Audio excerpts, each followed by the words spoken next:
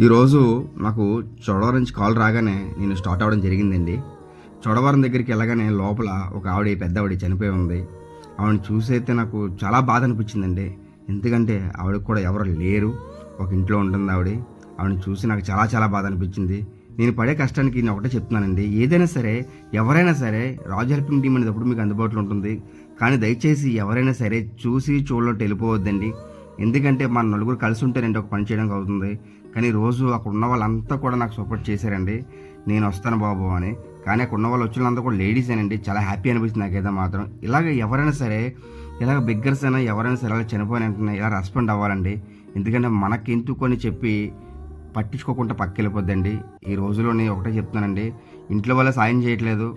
కానీ బయట వాళ్ళంతా కూడా వచ్చి సాయం చేశారు. ఒకరికొకరు సాయం చేసుకోవాలండి ఈ రోజులు పెట్టి.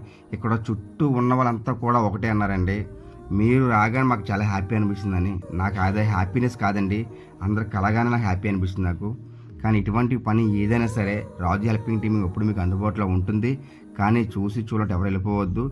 ఈ వీడియో వీలైతే షేర్ చేయండి సార్. ఒకటే చెప్తాను, వీలైతే షేర్ చేయండి. ఎందుకంటే ఒక 10 మందికి తెలియడం వల్ల నేను ఇక్కడ రావడం జరిగింది.